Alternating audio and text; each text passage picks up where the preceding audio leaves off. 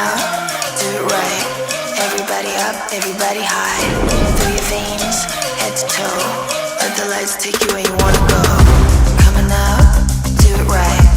Everybody up, everybody high. Through your veins, head to toe. Let the lights take you where you wanna go. On the 2, on the 4. Let your body move like the honey paws. Take a chance, take a bite. Have a little taste of paradise.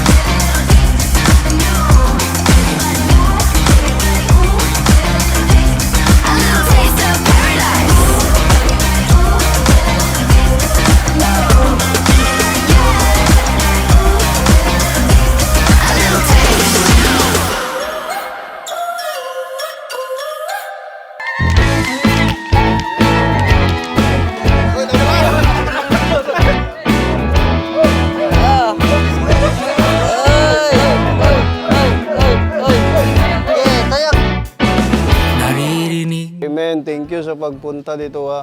Maraming salamat sa mga supports. So, meron akong gift para sa inyo. First, JR. Salamat kayo ha. My best man, Giancarlo. Ngayon andito ka, isa kang himala. Thank you everyone sa pag-render sa inyong time karon and sa amo ang planning from the start sa planning until karon. Thank you kaayo.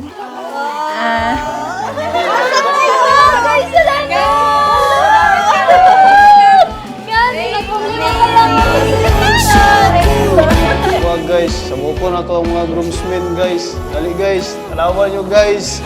Dali na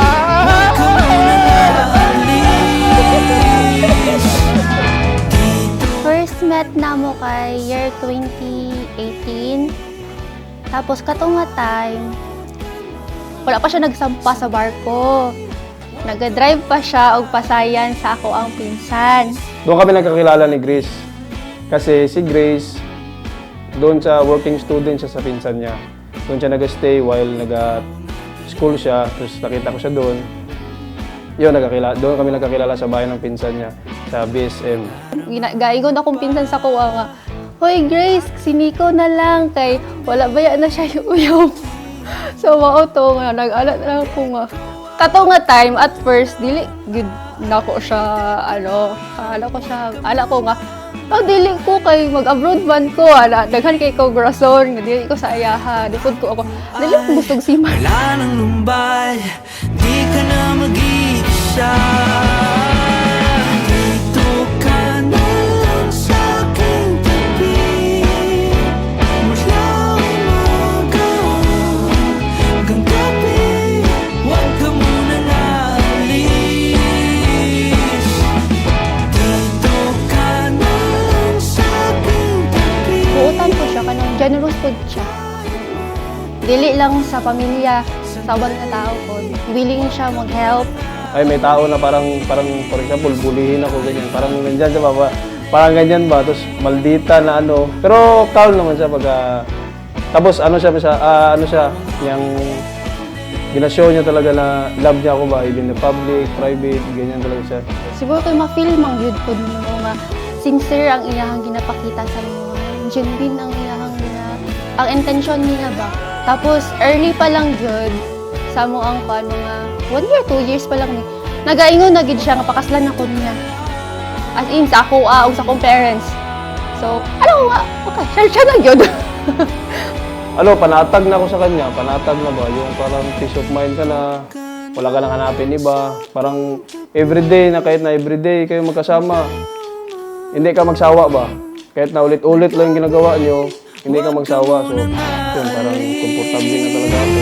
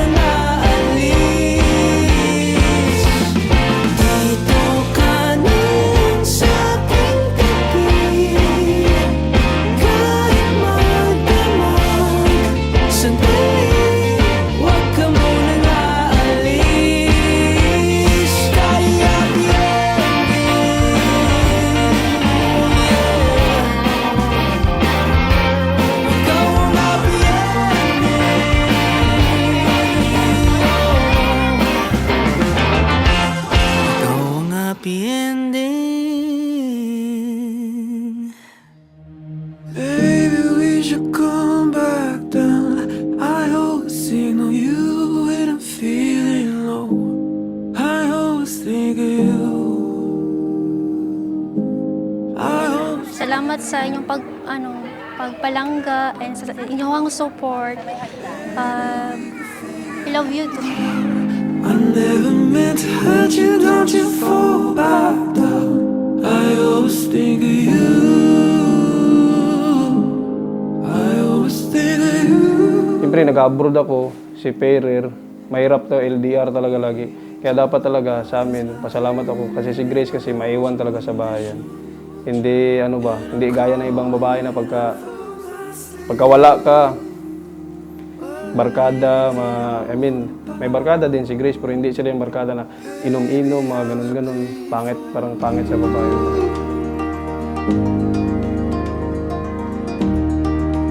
Excited na kayo po kay mag-abot na ta sa next chapter sa tuang life, which is marriage. So, I hope na kung sa man na to ang experience na to ang mga sa to ang life, I hope na mag-continue ang ato ang love sa ato sa usag-usa.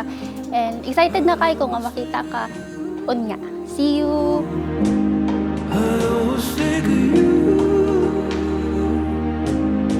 So each one of us have a vocation, a God's calling. Many are called to live a holy life sa buhay may asawa. So the very purpose of your marriage today is to live a holy life. That is your calling. Yan ang tawag sa inyo ng Diyos. Hindi para maglaruan lamang ng kasal na ito pagkatapos maghihiwalay na. Okay? Kaya, itong kasal na ito ay kinakailangan na mayroon na tatlong bagay lang binabanggit ko lagi. Una, ang tunay na pagmamahalan. Nico, talaga bang mahal mo ito? At ikaw naman, Grace, ang ganda ng pangalan mo. Grace, mahal mo ba talaga ito?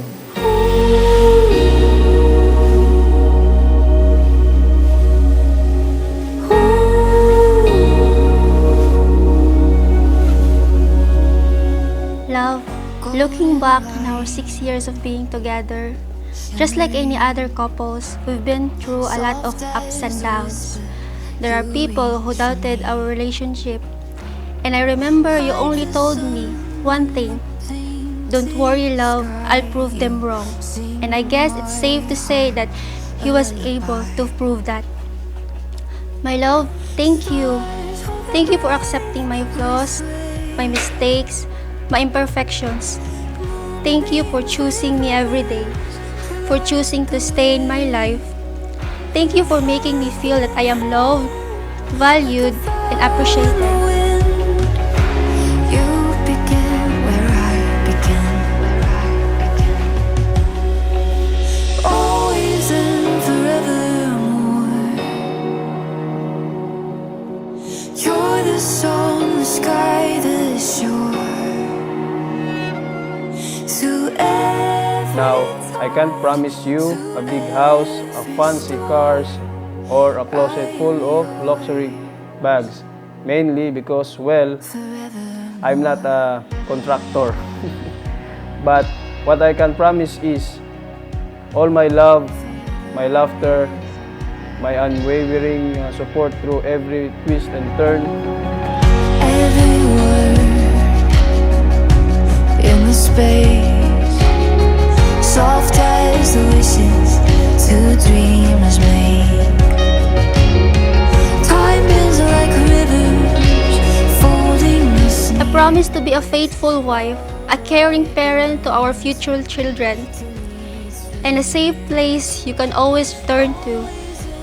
Today, I vow to love you firstly and faithfully for all the years God will give us, because at the end of it all, it will always be you. Every tide, to every storm, I am yours forevermore.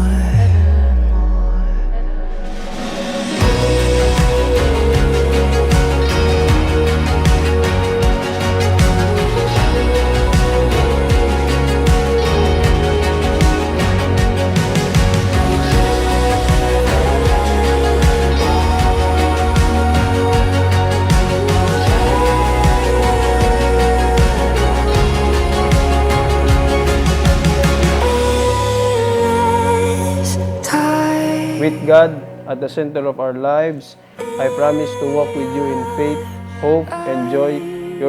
You will be my best friend, my forever teammate, and the love I get to choose every single day.